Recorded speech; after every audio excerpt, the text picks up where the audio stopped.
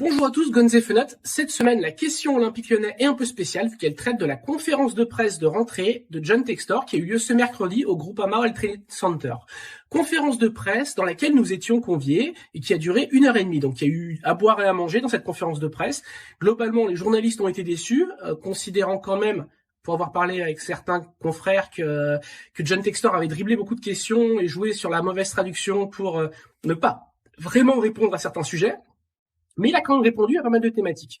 Donc on va évoquer toutes les thématiques. La première, c'est le cas de David Friot, le directeur sportif, qui a été mis à pied la semaine dernière. Donc là, il s'est rangé derrière la justice française en expliquant qu'il ne pouvait pas trop communiquer sur le sujet.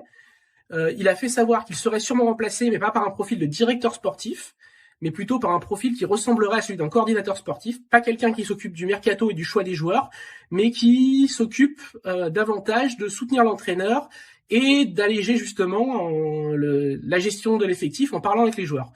Donc voilà, on a compris aussi au travers de cette sortie les griefs qu'il avait à l'égard de David Friot. Le premier d'entre eux étant que David Friot serait un moi-je, parce qu'il ne veut pas d'un moi-je, on a bien compris. Et on a aussi bien compris qu'il souhaitait quelqu'un d'une dimension collective. Donc là, c'était sans doute deux pics déguisés à Friot, mais voilà. C'est tout ce qui a été dit sur Friot. Il espère un règlement à l'amiable, donc dont acte et pas trop en parler. Autre sujet, donc c'était les finances du club, parce que ça c'était un gros sujet, un gros morceau. Il a donné des chiffres, parce que beaucoup de gens s'inquiètent du prochain passage de l'OL devant la DNCG d'une possible sanction. Il a été rassurant sur ce point. Il a dit que ce n'est pas parce qu'on a fait un plan à la DNCG et qu'on n'a pas tenu certains objectifs que ça veut forcément dire que l'OL va être sanctionné.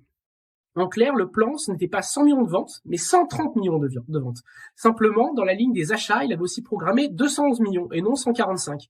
En vrai, le différentiel par rapport à ce qu'il avait planifié et ce qui est réel est d'environ 20 millions d'euros. Donc ce différentiel-là, il faudra le combler, mais pas forcément sur de la vente de joueurs, comme il a expliqué, ça pourrait être d'autres biais. Quels autres biais ? Le premier biais, c'était la vente de Crystal Palace, dont l'argent va servir de fonds de roulement au Eagle Football et non au rachat d'Everton, puisqu'Everton va être racheté par une autre entité dont il va prendre le contrôle, c'est le Everton Football Group. Donc ça, il va prendre le contrôle du Everton Football Group sur le rachat d'Everton et l'argent qui reviendra de Crystal Palace sera directement injecté dans les clubs du Eagle Football. Donc c'est plutôt positif pour l'OL. Maintenant, il a été obligé de s'engager. Il s'est engagé auprès de la DNCG à verser 60 millions d'euros dans les comptes de l'OL pour justement passer tranquille. Il en a déjà versé 22 et 40 doivent arriver. Il a aussi rassuré tous les prestataires, les agents qui se plaignent de retard de paiement de l'OL, que la situation va se normaliser à la fin de l'été. Voilà pour l'épisode financier, l'épisode TPO, l'épisode multi-club. Il a simplement aussi précisé que s'il aimait en termes d'amour et d'affection un peu moins l'OL que Botafogo, dont le club dont il est tombé amoureux parce qu'il a tout fait de A à Z et que c'est un peu son bébé, il consacrait autant d'énergie à l'OL. Donc il s'est défendu de privilégier l'un par rapport à l'autre, pardon. Alors voilà, du coup, pour ce sujet, l'autre sujet, c'était le mercato. Donc là, il a jonglé certaines questions de manière assez crue. Celle concernant la vente de Mamadou Sarr, expliquant qu'on le faisait toujours passer pour le méchant américain en noyant le poisson, évitant de répondre à la question.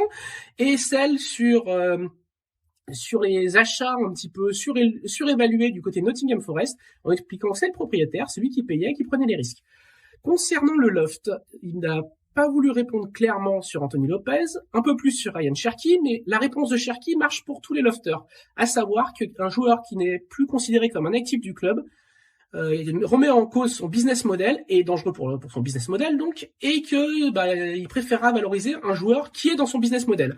En clair, si Cherki ne prolonge pas, il perd en valeur marchande, et comme il n'a plus de valeur marchande, c'est pas intéressant de le faire jouer, donc il doit prolonger, c'est en cours de négociation. Pour Anthony Lopez, on sait très bien qu'il ne prolongera pas, donc s'il respecte son contrat, il ira au bout sans jouer.